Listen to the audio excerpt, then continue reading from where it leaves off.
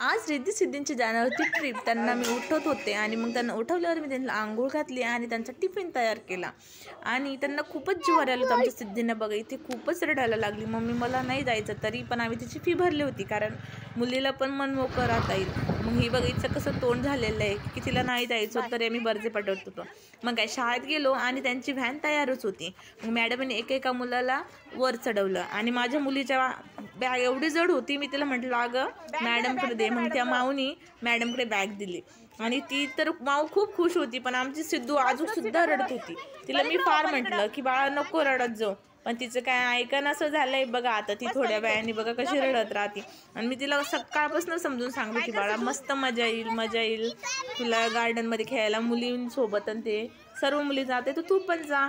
तर तरी काही ऐकत नव्हती बघा. इथे कशी रडायला लागली, मम्मी तू पण माझ्यासोबत आहे. मग मी रिद्धीला म्हटलं रिद्धी तुझ्या बहिणीला सांभाळ बरं का. मग रिद्धी तिला सांभाळत होती आणि हिचं सिद्धीचं तरी पण रडणं चालू होतं.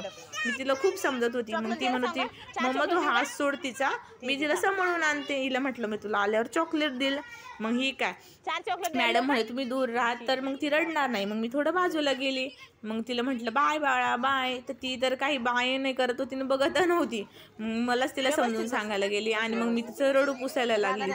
म्हटलं बाई मी तुला चॉकलेट घेऊन देणार, तरी पण रडणंच चालू. म्हटलं बाबा रडू नको पिल्लू, रडू नको.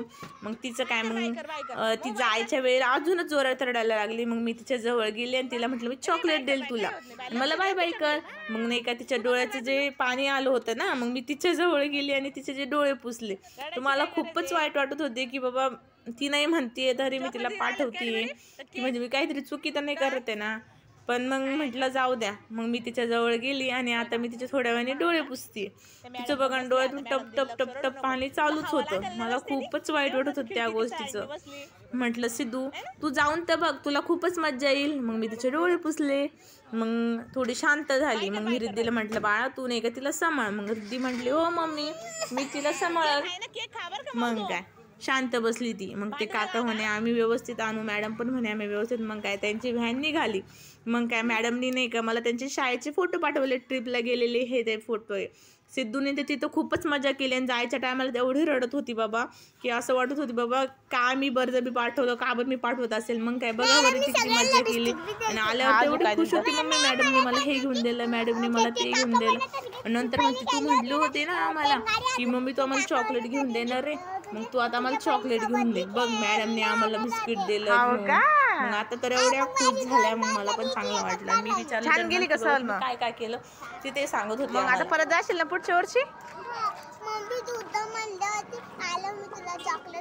ठीक आहे चल घेऊन देते.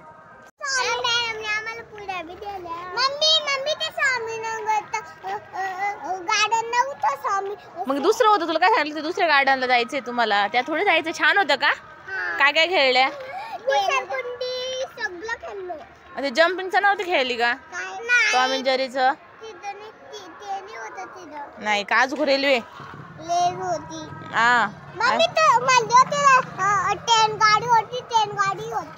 ओके छान आहे ना. मग हा झाला आमचा मिनी व्लॉग. तर आमच्या यूट्यूब चॅनलला सबस्क्राईब करा. थँक्यू.